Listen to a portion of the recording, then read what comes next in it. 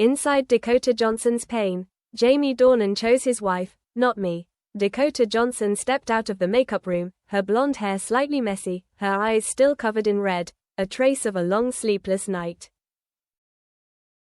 She looked in the mirror, trying to smile lightly to erase her fatigue, her face plastered with a polite smile.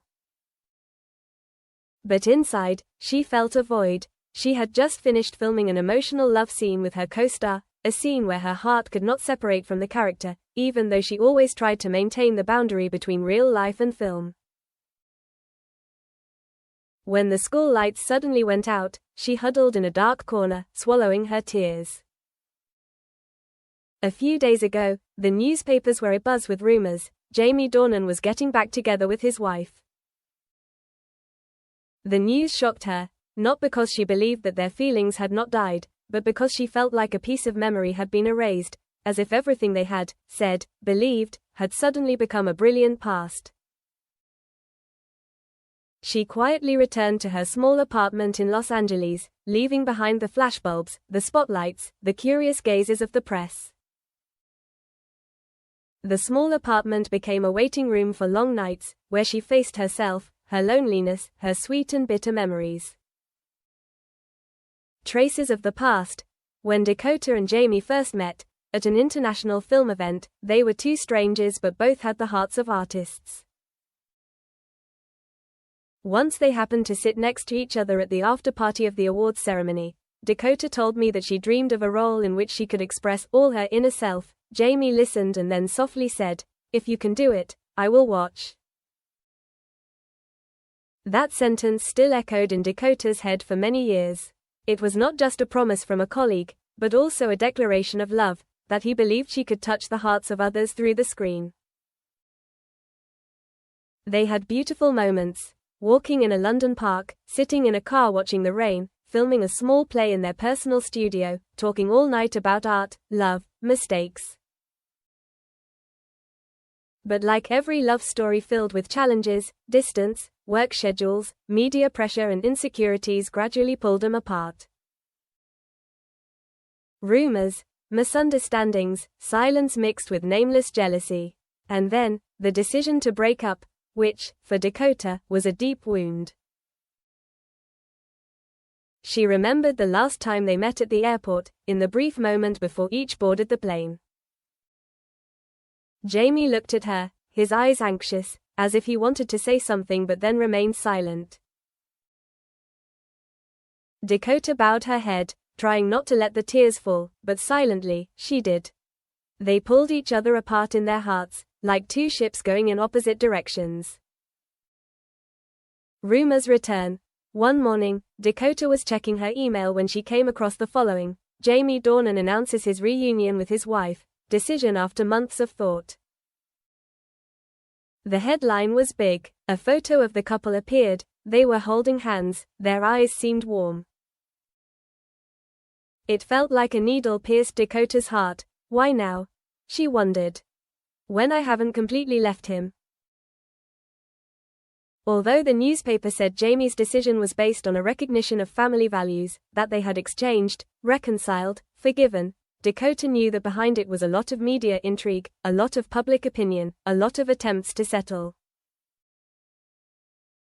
She told herself, it was impossible to know what was real and what was staged.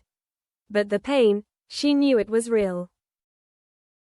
She walked down the street, the rain falling lightly. Each raindrop on her face was like a question. Am I remembered? Am I worth keeping? She kept silent.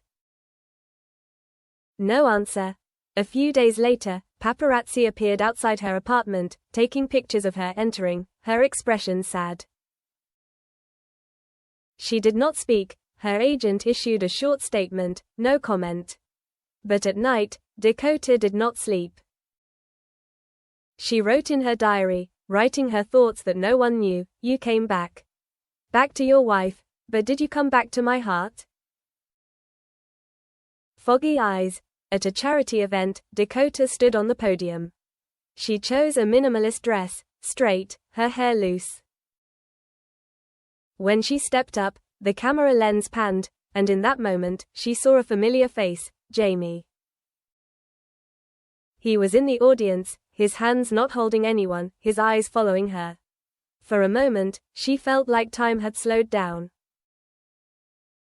She spoke of children, of dreams, of human connection. But inside, she was struggling. Should she look at him? Should she look back? As she left the stage, the host came over and whispered, "Jamie Dornan is waiting for the exit." Dakota hesitated. She suddenly remembered what they had said. "You won't have to ask permission to appear." He stepped forward, between the lights, between the cameras. Everyone stopped talking, all eyes on them. Jamie said, "Dakota." His voice was low, a little anxious. She looked at him, hesitant, a little apprehensive, but her eyes didn't leave. He continued, "I know this comeback is causing a stir. But I want to see you, to talk about things I haven't said yet." She said quietly, "Not now." He nodded, handed her a small envelope, and walked away. She held the envelope in her hand, feeling heavy. The lost letter. Back home, Dakota opened the envelope. Inside was a handwritten letter. He wrote, Dakota, there are things I couldn't say before, the hurts, the insecurities, and I can't hide them anymore. When I entered this marriage and left it, there were parts of me I wanted to keep, parts for you. When I came back to my wife, it wasn't to forget you, it was to understand myself better. I'm sorry I hurt you. I'm sorry I made you feel abandoned. You deserve to tell me why. Jamie. Dakota sat still. The letter trembled in her hands. She felt her heart flutter, again. But with it came the awakened fear. If she answered, it might reopen the wounds, it might repeat the separation. She put the letter down, took out the small music box, the one Jamie had given her, and opened it, letting it play a gentle melody. The melody sounded, as if whispering, "People still remember," a silent conversation. One evening, as darkness fell, she picked up the phone to call Jamie, not expecting him to pick up, but just wanting to say something to lighten her heart. The phone rang, then the other end rang. "Dakota?" His voice was hoarse. She answered softly, "I just sent a letter. I told you what you needed to hear." Her voice was a little hoarse, her eyes seemed to water. Jamie was silent. Then he said, "I don't want to pressure you into anything. But if you're up to it, I want to meet, not under the paparazzi lights, not in front of social media, just the two of us." She replied, "I need time." Jamie said, "I understand. Hang up." Dakota lay still on the bed, her heart pounding wildly, not because of love, but because of uncertainty, because of nameless pain, because of the question that remained unanswered. Can she, your wife, erase me forever? Sleepless nights. The following nights, Dakota was immersed in chaotic dreams. She saw herself and Jamie walking in the rain. She hugged him. He turned back and said, "Don't go." She woke up, sweating. She wrote unpublished poems, jotting down lines in her notebook like, "My heart is a small screen. Every scene of your love is shown again. But since you came back, I don't know if I am shown or erased from it." She called close friends, went to cafes, walked on the beach, tried to find a way to forget, but the longing still lingered. When her phone rang, his name, she hesitated, not knowing whether to answer or not. One day, she received an offer to play a leading role, a strong female character, standing up to fight for her heart. When she read the script, she choked up. The character was so similar to her. She accepted the role, as a way to say, to the world, to herself, that she still had a voice. Premiere and eye contact. The day of her new film's premiere arrived. The theater was magnificent. On the red carpet were the stars, and among them, Dakota walked, confident, her face not shaking. She knew there were cameras, there were lights, but she kept her pride in her eyes. When she entered the hall, looked up at the VIP seat, an empty seat was reserved. The name was Jamie Dornan. No one knew if he would come. Maybe because of her, maybe because he didn't dare. The film began. The first scene, a girl standing at the crossroads, looking into the distance. In the dim light, people saw her, strong, soft, strange. In the auditorium, Dakota looks, but also imagines him looking at her through the screen. The climax, the character says almost everything she has ever felt. She acts with the highest emotional force, as if burning all the pain into power.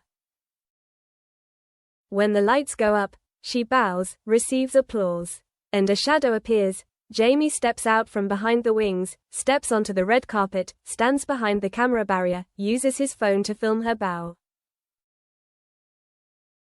The lights are on him. Someone calls his name. Dakota turns to look. Their eyes meet.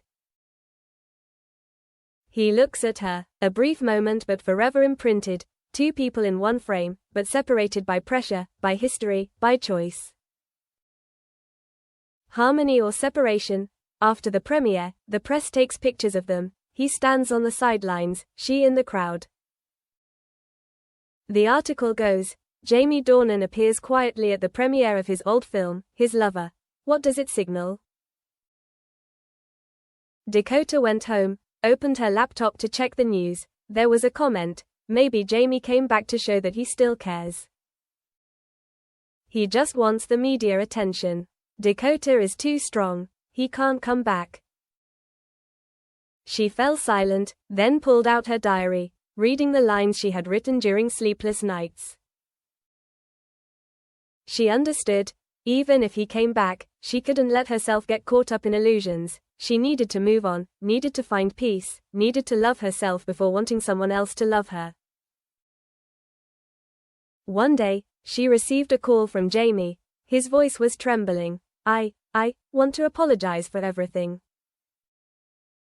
She replied softly, apologies are only worth it if change comes with it. He said, if you give me a chance, I want to prove it.